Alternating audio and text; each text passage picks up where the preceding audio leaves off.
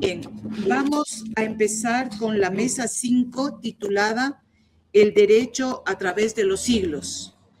Esta mesa va a ser presentada por el profesor Maestre. Ana Fauto, ya te veo por ahí. Buenos días. Buenos días, profesor.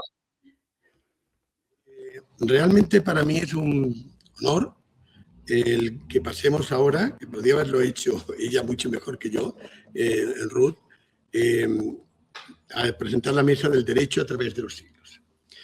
Esta mesa es importantísima porque nosotros lo que queremos dejar muy claro es que cuando hablamos de un humanismo transatlántico, no solamente estamos pensando en el latín, en el griego, en la historia, filosofía, literatura o lingüística, en las asignaturas normalmente que tenemos en humanidades, sino que salimos de lo que es la filosofía y letras normal para irnos a otras facultades, como puede ser la de Derecho. Es decir, hay que tener totalmente claro que en el mundo del Renacimiento estas divisiones que hoy tenemos en las universidades, pues sí, eran grados distintos, pero había una interrelación de la ciencia muchísimo mayor que la que tenemos actualmente. Desde esa perspectiva, el derecho se constituye como algo esencial para nosotros el conocerlo y el poder difundir hoy nuestro humanismo a través del derecho. Esto tiene la gran ventaja también de que en la PUCE, igual que en las demás facultades de las distintas universidades del mundo que ahora mismo están conectadas, pues todas tienen derecho también. Entonces, sabemos que hay un montón de alumnos que están siguiendo esto. Entonces, dicho esto, voy a pasar ni más ni menos que con una persona a la que yo le tengo un aprecio muy especial, ella lo sabe, porque es de una gran inteligencia, pero absoluta, en el tema que nos ocupa. Y es Ana Isabel Barceló Caldeira Fouto, profesora auxiliar, para mí catedrática, que yo ya te lo digo directamente, así de Ciencias Histórico-Jurídicas de la Universidad de Lisboa. Y ella nos va a hablar de visiones del imperio, la formación humanista de los juristas portugueses y el desarrollo jurídico político moderno. Así que al toro, querida amiga, y ya luego te diré unas palabras, ¿vale? Gracias. Muchísimas gracias. Es verdaderamente para mí un placer estar aquí con vosotros. Quiero empezar por saludar la realización de este encuentro en tan buena hora realizado sobre el signo del humanismo transatlántico. Saludo también la Pontificia Universidad Católica del Ecuador, que recibe este encuentro en la persona de su rector, el profesor Carlos Ignacio Manjing. Permítame igualmente dos agradecimientos muy especiales. Una a la profesora Ana María Sánchez Tarrío, que me ha desafiado y dado la oportunidad de trabajar con los colegas de letras y que siempre mira al derecho como un elemento fundamental de la comprensión del fenómeno cultural del humanismo. Quiero también hacer un agradecimiento muy especial al profesor José María Maestre por sus palabras tan gentiles de presentación ayer y hoy, pero sobre todo por el honor, el privilegio, el gran placer que me ha dado de poder trabajar con él, con una persona con su camino, con su profundo conocimiento, con su energía y con su generosidad en la compartición del saber, que es lo que caracteriza a los verdaderos académicos, ¿no? Le agradezco muchísimo por su invitación tan gentil a participar en este encuentro y por todo. Paso a mi ponencia. Pues hablar de humanismo en la historia del derecho es lidiar con un tema problemático. El problema se ha planteado históricamente cuanto a la recepción de la crítica humanista a la tradición prudencial del derecho romano, así como a la concretización del proyecto humanista en el enseño del derecho y en la práctica jurídica. En esta ocasión nos fijaremos en el primer termo del problema, más concretamente cómo es percibida por los juristas de los siglos XV y XVI la crítica humanista a la ciencia del derecho y como tal influye en la formación de los juristas del inicio de la Edad Moderna. Todavía lo haremos atendiendo al particular contexto de transformación política, social y cultural proporcionada por los impactos del proyecto de descubrimiento y expansión ultramarina.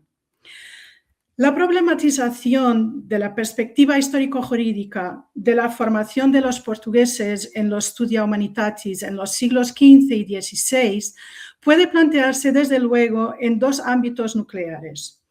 De un lado, lo de un proyecto político de la corona portuguesa que ha identificado como fundamental la formación de una élite y en particular de una élite jurídica.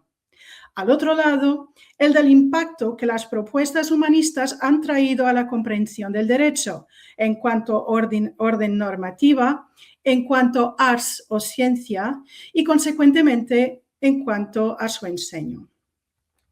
En primer lugar, tendremos que destacar que la afirmación del Reino de Portugal en el siglo XV entre las naciones europeas tuvo necesariamente una repercusión en el lenguaje político de una comunidad transformada, de un reino que se hacía imperio.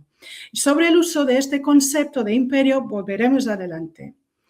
No hay transformación del lenguaje político sin recurso al lenguaje del derecho y el lenguaje político de la cultura clásica se adecuaba a la reformulación en curso. Ese es un aspecto, creo, particularmente interesante en la medida en que, paradoxalmente, la dicotomía ius comune y iura propria parece reflejar, más que antinomía, una fértil confluencia que permite superar, trascender la contingencia histórica y hallar en un lenguaje reconocible la reformulación de la novedad. Así, el derecho romano, trabajado por la jurisprudencia medieval, parece ofrecer no apenas la capacidad de adaptación al cambio, sino también una impresionante posibilidad que permite en sí misma la efectiva recreación de una realidad política y jurídicamente operante. Así, no puede dejar de merecer atención el facto de que el proceso de transformación operada en la organización jurídico-política europea en el periodo que nos ocupa, en lo que puede ser reconocido como el proceso de surgimiento del Estado moderno, se ha traducido en gran medida con recurso al lenguaje del derecho romano.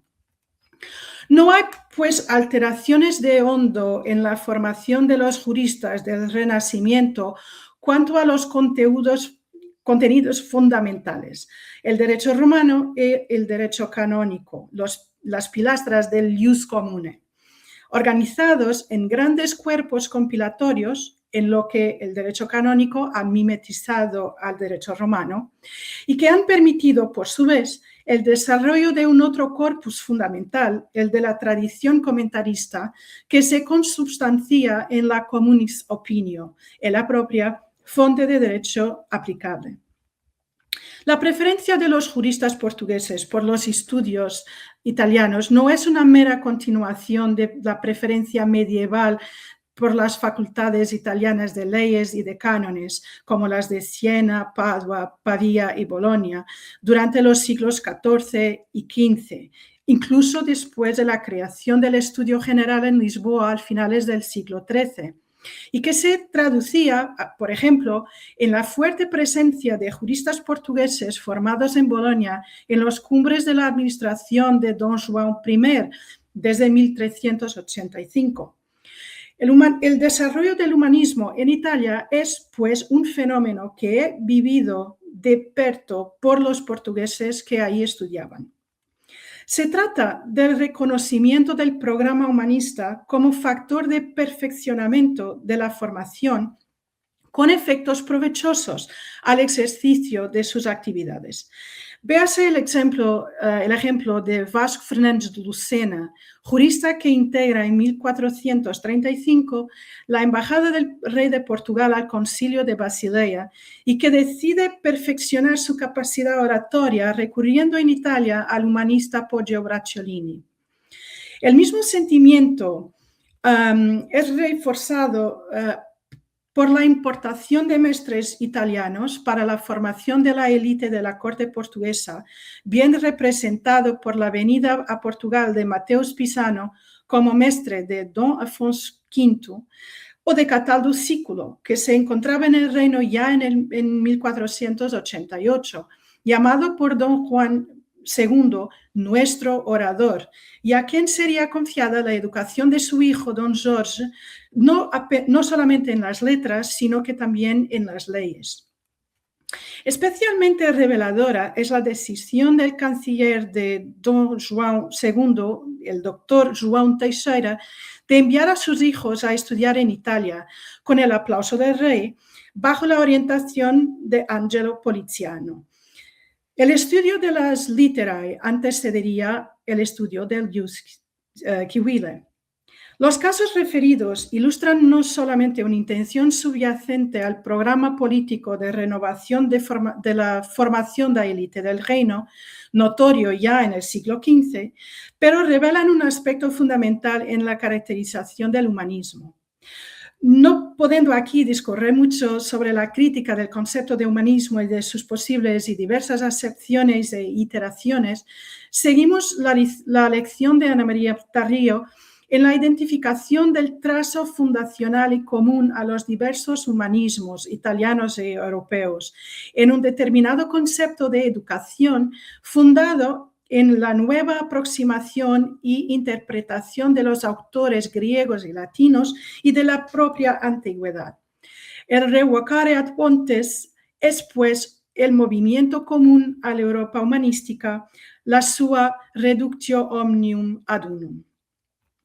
Tenemos, pues, un escenario en lo que la formación tradicional del jurista en los cuadros de lo ius comune es ahora combinada con la novedad de los studia humanistas. Pero ¿cómo es comprendido el papel de esa nueva formación por los juristas? ¿Cuál es el alcance de los studia humanitatis en la conformación del derecho? ¿Cómo es entendida, al final, por los juristas de la época, la posibilidad de un humanismo jurídico? En el plano jurídico, la primera y más disruptiva conclusión de la crítica renacentista es la de que el derecho romano presentado por la jurisprudencia medieval no es el auténtico derecho romano. De ese modo, se presentan como alternativas que o se reconoce la necesidad de reencontrar el verdadero derecho romano a través del método filológico crítico, caso en que los studia humanitatis figuran como depuradores del derecho romano, como manifestación de la cultura clásica, o se debería dispensar al derecho romano. Para Poliziano, la naturaleza instrumental de la gramática la revela como llave de cualquier conocimiento, sea derecho o medicina. Todavía, la necesidad de revisión de la ciencia jurídica ha sido sentida por los filólogos y no tanto por los juristas. Lorenzo Valla surge en este plano como cabeza del ataque a la ciencia jurídica. La aplicación del método histórico-filológico resulta no solamente en la discusión de la interpretación del texto, sino también en la discusión del texto el propio. No se tratará solamente de reconocer que el digesto de la Vulgata de Bolonia no corresponde al texto de las Pandectas florentino, pero asumir que las incorrecciones en este mismo texto florentino demuestran que él mismo no es auténtico. Se revela también aquí el problema del labor justinianeo, forzosamente, necesariamente hecho de adaptaciones e interpolaciones. El problema del labor justinianeo es que oculta la voz de los juristas clásicos. Para el jurista, entonces, se plantea una cuestión central para la percepción de la tradición romanista. El derecho, además de norma, es realidad sociológica, históricamente condicionada, por lo que el derecho romano de 400 no puede ser el de Justiniano, ni tampoco el de Adriano, pero eso es también verdadero para el derecho romano considerado en el periodo antiguo, comparando, por ejemplo, el derecho romano clásico del siglo I a.C. y el posclásico del siglo III, por ejemplo. Al esfuerzo de latinización del latín se ha propuesto la romanización del derecho romano, alcanzándose el retorno integral a Roma. Véase como Estevão Cavaleiro en su Nova Grammatices de 1516 escribía «Cum viris Romanis iam nobis colloquium est». Esta es una actitud intelectual que no pasa todavía en una crítica asertiva. Escribía Jorge Ferreira de Vasconcelos en su comedia Eufrósina de 1555 lo siguiente, que estos por la mayor parte carecen de juicio natural y las letras sin él son peores que la lepra, por donde quedan paralíticos porque quieren medir por las leyes de Justiniano, que hace 1000 y tantos años se fue, las costumbres de ahora y no entienden cómo el tiempo todo hace de su color. Fernão Cardoso, por ejemplo, en una carta a Diogo de Sigeu en 1536, escribía algo irónicamente: «Determino de vos hacer algunas serventías anibálicas, pero a vos poder envindimar que tendes más uvas que hojas, y estáis todo cubierto de latín como de sarampión, que no puede un hombre andar per vos sin aplastar Ovidios y Boecios». La preocupación es muy visible con la actualidad del lenguaje. Escribía Pero de Magalhães Gondavo en 1590 que las palabras son como monedas, que no valen sino las corrientes y las que están en uso. Y eso es también válido para la práctica del derecho. La razón historia no procura solamente una revisión de la actitud interpretativa del derecho. El propio texto legal carecía de trabajo crítico. No se discute la vigencia del texto justinianeo, pero la fidedignidad del texto en uso, lo que implicaba una investigación histórico-filológica para su reconstrucción. La ley deja de ser un dado objetivo para pasar a ser el fruto de una construcción. Esta propuesta causa algunas reticencias. Se podría aceptar la sustitución de la Vulgata boloñesa por la lección florentina, pero ir más allá de eso fragilizaría el trabajo del jurista. Así acautelaba Eduardo Caldeira en su Novus Thesaurus Juris Civilis et Canonici. Lo escribía así: «Religiosum et periculosum arbitramur, vel unam syllabam dependectis mutare». El perículo colocado por la propuesta metodológica humanista en la crítica del derecho romano justinianeo y de la jurisprudencia medieval fue claramente identificado por Edmond Merrill en su Dissertatio in Libris 3 ex Cujacio de 1638. Escribía: «Ut aliquam iuris scientiam habeamus qua mutatis et interpolatis, cuiusque arbitrio verbis nullam prosus tandem haberemus». La ciencia del derecho corría el peligro de quedarse sin objeto. Ese es obviamente un debate que se refleja en el enseño del derecho. Según Alberico Gentile, la diferencia entre los juristas medievales y los humanistas está en que los primeros estudiaran el ius quo utimur, en cuanto que los segundos el ius quo utebantur Romani Romae Constantinopolive, et receptum autqua quam est in praesentia.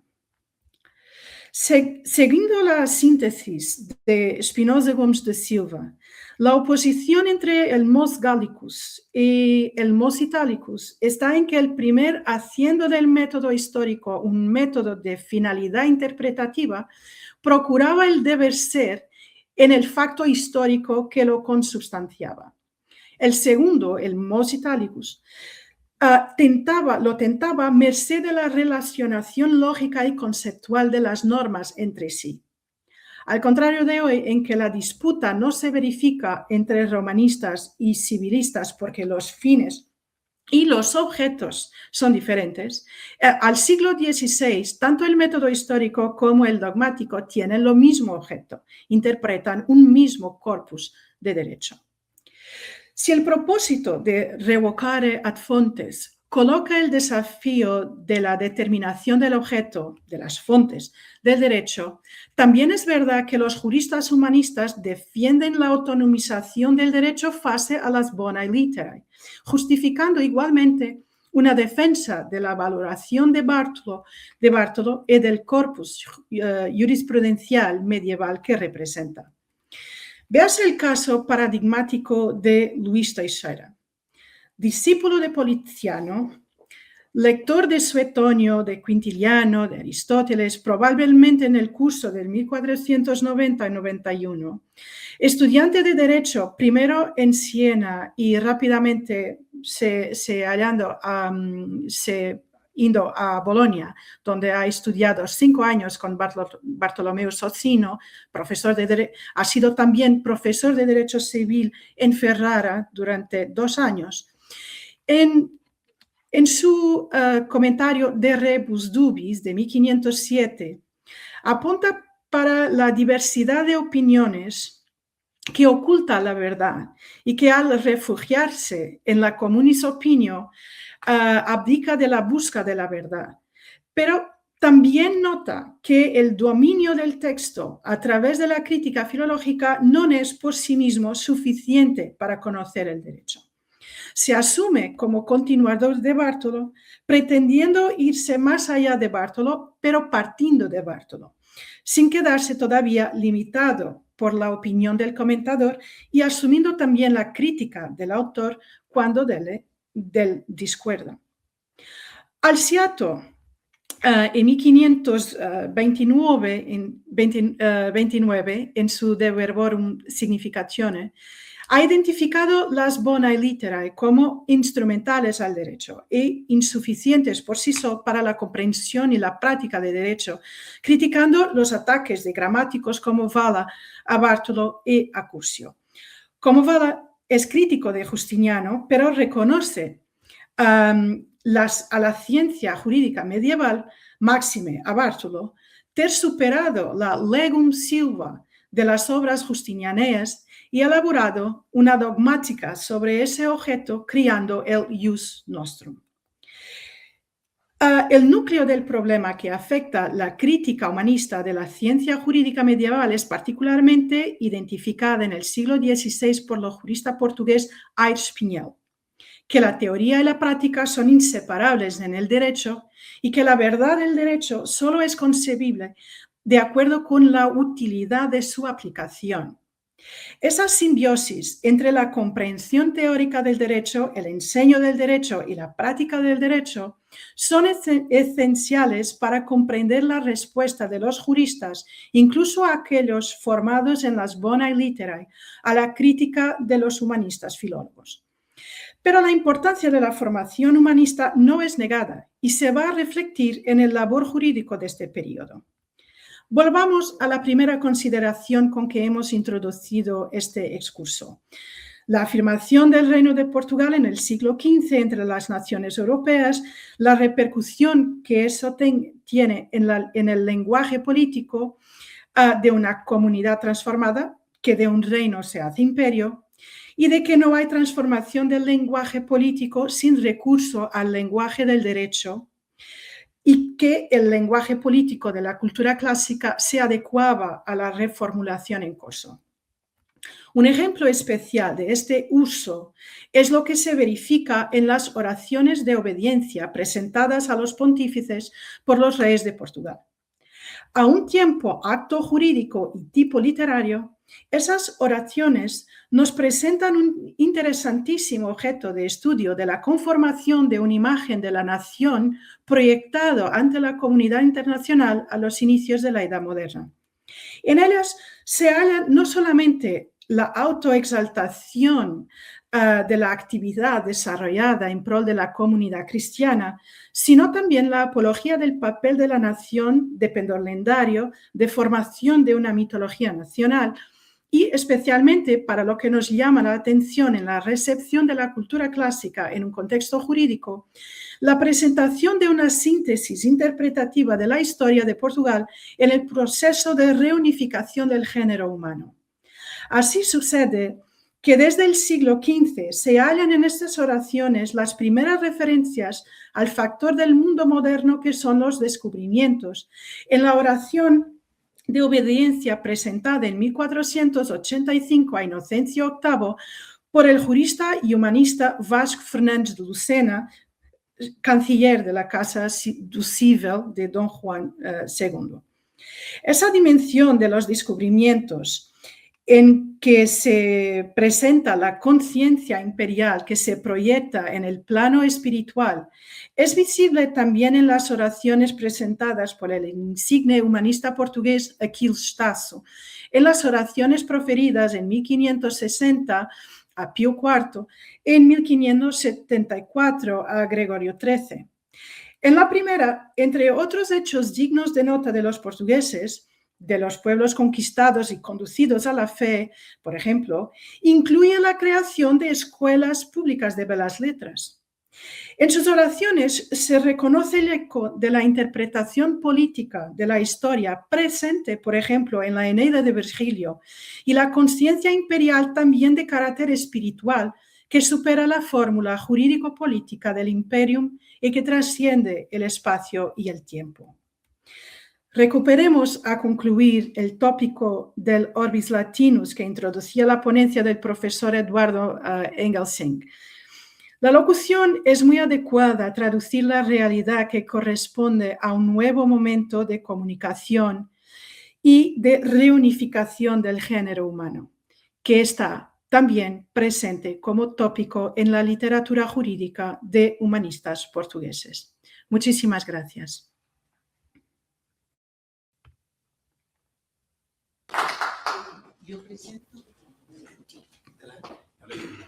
Muchísimas gracias, Ana Isabel. Bueno, tal y como prometía, ha sido una lección espléndida y compleja, absolutamente compleja. Es decir, que ahí es donde se ve tu gran maestría en esto. Es decir, que es un tema que se mire por donde se mire, une tantas cosas y hay que hacer tantos distingos al mismo tiempo que realmente va así. Tal y como dijiste, lo importante es que haya ya profesionales, tú lo has citado en el caso de Ana María Sánchez Terrío con vosotros, tú misma trabajando, como lo que ahora vamos a ver con el caso de Guillermo en la Universidad de Zaragoza, o como el que quiero subrayar también, que es muy claro, que es el de Aurelia Vargas, Valencia, la catedrática de México, que como sabéis, ella se dedica fundamentalmente, siendo catedrática de latín, al derecho. Es decir, que es una mujer que su vida va en ese recorrido. Entonces, para nosotros, el hecho de que ahora otros grupos, lo que nos parece fundamental, en este caso, es que el triángulo de una parte de Lisboa, de Aurelia en México y de Zaragoza, que ya está ahí, eso ya está presente, junto con los profesores que ahora quieran sumarse de Ecuador, etcétera, pues que os pongáis a trabajar dentro de, con toda seguridad, una línea de trabajo internacional que está ahí, pero que ahora tenéis, y sobre todo los jóvenes, que aglutinaros más. Va así, ¿vale? Muchísimas gracias, Ana.